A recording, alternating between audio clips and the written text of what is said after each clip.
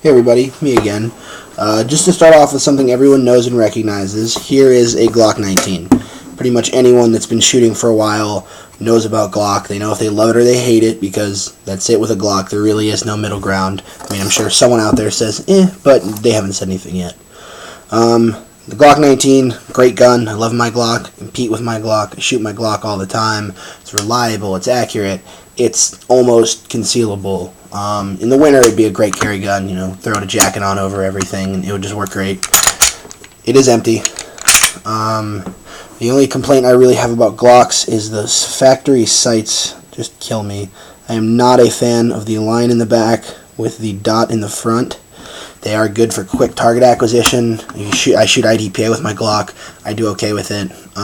They serve a purpose, but when I'm just shooting at the range and I'm shooting for bullseyes, not the kind of sight I picked. But this isn't the new carry gun I picked up.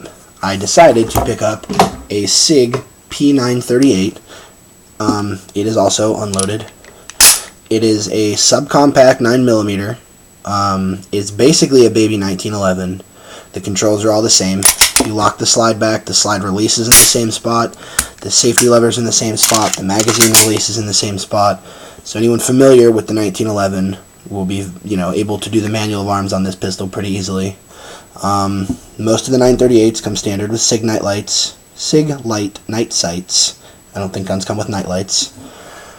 The Extreme model comes with these nice looking G10 grips. They have a nice aggressive grip pattern, but not aggressive enough to tear your hands up when you shoot. When the gun is cocked, the hammer's back. The safety is hard to engage, but it's also very easy to disengage, which I'm guessing is a feature SIG put in there on purpose, because it's a carry gun. It's meant to be used for self-defense. You don't want to accidentally bump your safety on if you have to draw the weapon. It's a perfect size little gun. I mean, I've beat mine up pretty good. A few scratches on the frame. I don't have an idiot scratch yet, because it does take down pretty similar to a 1911. I've dropped it. I've shot it a lot. It sits in my safe. My dog's jumped on it. If you name it, I've probably done it to this gun, other than just handing it loaded to someone. It comes standard with a factory 7-round mag. It also comes with a 6-round flush fit, which is nice for when you really want to conceal. You want to go a little bit lighter with the clothes that day. It lays pretty flat. I carry in a hybrid holster, like the leather back with the Kydex front, the crossbreed Super Tuck kind of thing, but not a crossbreed.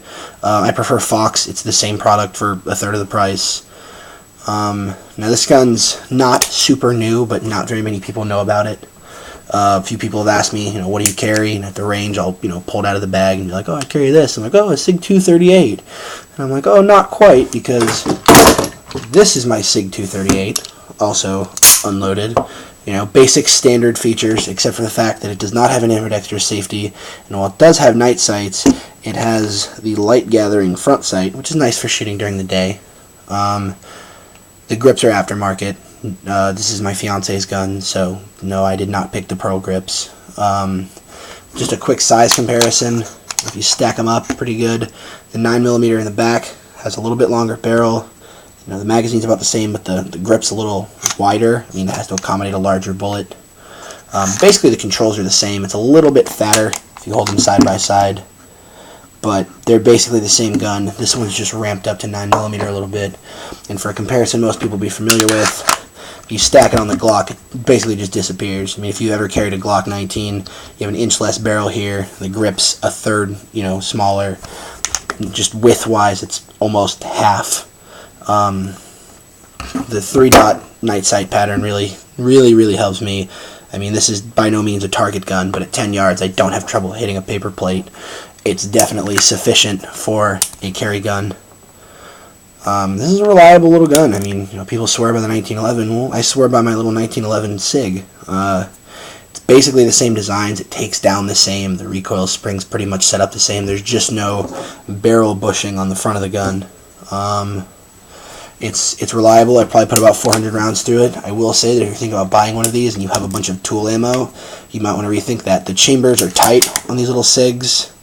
I tried dropping one in the pipe, and the gun locks up like this. The front of the guide rod will stick out. It'll be flush with the barrel, but you can see the guide rod. The 238 does the same thing. Wolf, it'll run fine.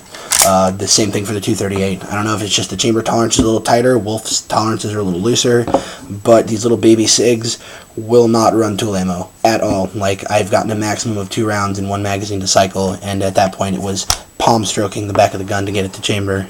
The bigger SIGs will run on anything. They're as reliable as Glocks.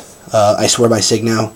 I took a big gamble when I bought this thing. I was like, am I really getting ready to spend $650 on sale on a gun that is much smaller than, you know, obviously the other SIGs, and that really didn't have that many reviews out there. So I really just made this thinking about people who are like, okay, well, you know, I'm looking at the 238.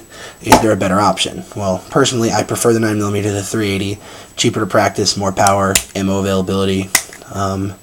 So if you have any questions or any recommendations or requests, let me know. Thanks.